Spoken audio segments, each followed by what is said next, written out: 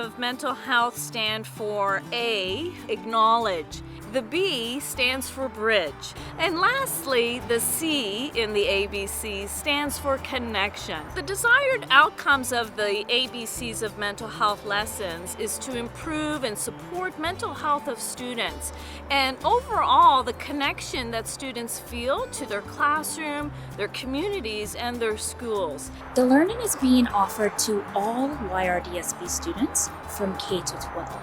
Our educators are equipped through our PAD learning to respond and deliver the lessons. The learning is built around really encouraging student voices and acknowledging their experience not only over the past 18 months, but prior.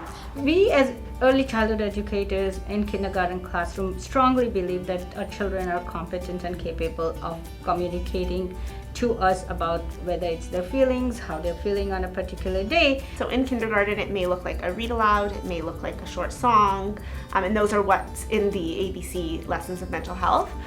So we're delivering them to our students in a whole group setting, and then we're working with small groups to do other activities. So for example, we have a provocation right now with our loose parts, where students are able to make their face, and then when the educator goes in, we can talk to them and say, okay, let's see how your face looks when it's happy, and let's see how it looks when it's sad, and let's move around the loose parts so that we can see the different feelings.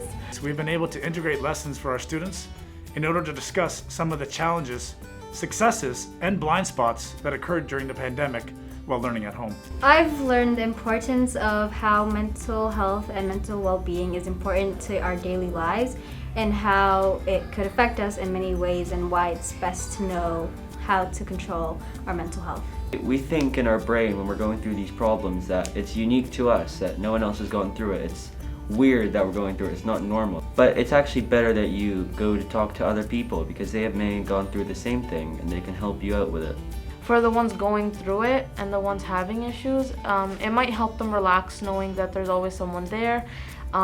We don't know if there's someone in our class going through it, and maybe them reading our little sticky notes or the activities that we do, maybe it makes them feel better. I think I've learned that it's okay if you're not feeling okay, and that you should be open about it, and that whether you feel that there's someone that's genuinely going to listen to you, there always is.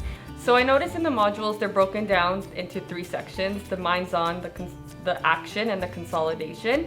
And there's various types of activities within those sections. So for example, there's think, pair, shares, there's class discussions, there's jam boards, there's an opportunity for all types of students to participate. Through the ABCs, like acknowledge, bridge, connect, it's almost like put words to what I'm thinking and like how I feel about the pandemic, which has been really, really helpful to almost have an explanation sort of what's going on in my brain. I think that a lot of people find it difficult to express themselves when it comes to mental health because they might not know how to, and I think that engaging in discussions like these is really a way to know that you can talk to your friends, classmates, teachers about anything.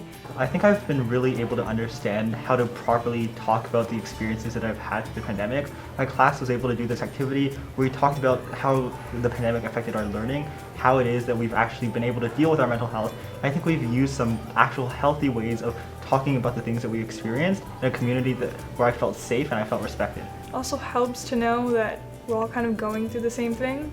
So learned a lot of my peers might have felt the same way, and it's refreshing instead of like thinking you were isolating yourself the whole time. There's people in it with you. So this mental health lesson really helps us to remember our past and helps us feel welcome back to the school, and it also creates a school environment that is safe and happy for us to be in.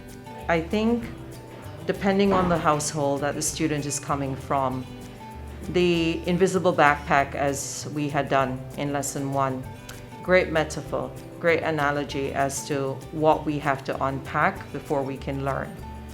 It has to start here, be maintained here, but also when they leave Milliken, what do they re-enter into?